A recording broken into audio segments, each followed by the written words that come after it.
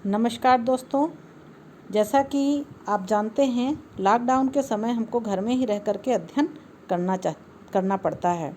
तो ज्ञानवर्धन की इस कड़ी में आज हम आपको प्रिज्म में प्रकाश का अपवर्तन बता रहे हैं। इसको आप ध्यान से देखिएगा तो आपको बहुत जल्दी समझ में आ जाएगा और बहुत अच्छा लगेगा। तो सबसे पहले आप देख रहे हैं कि ये प्रिज्म है स्क्रीन पर। प्रिज्म में आप देख रहे हैं कि ये प्रकाश की किरण है नीले रंग की, जिस पर हमारा लाल रंग का एक निशान बना हुआ है। ये नीली प्रकाश की किरण है। ये अभी हवा में है, तो चूंकि हवा में है तो वो विरल माध्यम में है। फिर इसके बाद ये प्रकाश की किरण कहाँ जा रही है? कांच के अंदर, प्रिज्म में। प्रिज्म कांच से बना होता है, तो ये विरल से सघन में आ जा रही है।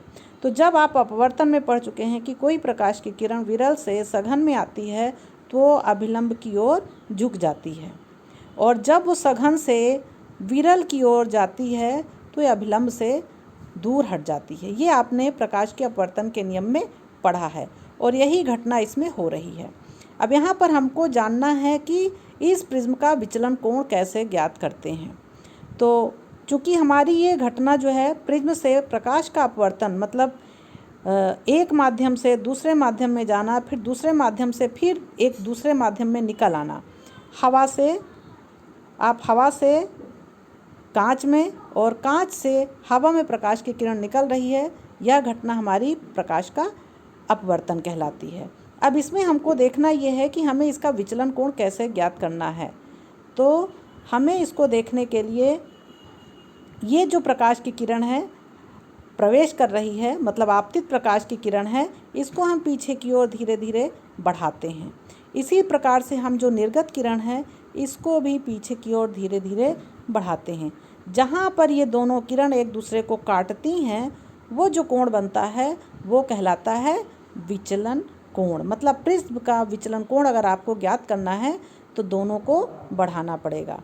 इस प्रकार से हम प्रिज्म में अपवर्तन की घटना और उसके विचलन कोण को ज्ञात कर सकते हैं। आगे यहाँ पर प्रकाश के अपवर्तन की प्रिज्म की घटना पर हमने आपको लिख के समझा दिया है। अब ये दूसरी घटना आती है जिसको कहते हैं प्रिज्म के द्वारा वर्ण विक्षेपण। यहाँ पर आप देख रहे हैं कि ये सफ़ेद रंग की प्रकाश की किरण है। इसका मतलब जो हमारा सफ़ेद रंग है, प्रकाश की किरण है, वो इन सातों रंगों से मिलकर के बना होता है जो आपको अंदर की ओर दिखाई दे रहे हैं। तो ये जो सफ़ेद प्रकाश की किरण है ये इन 7 रंगों से बनी हुई होती है।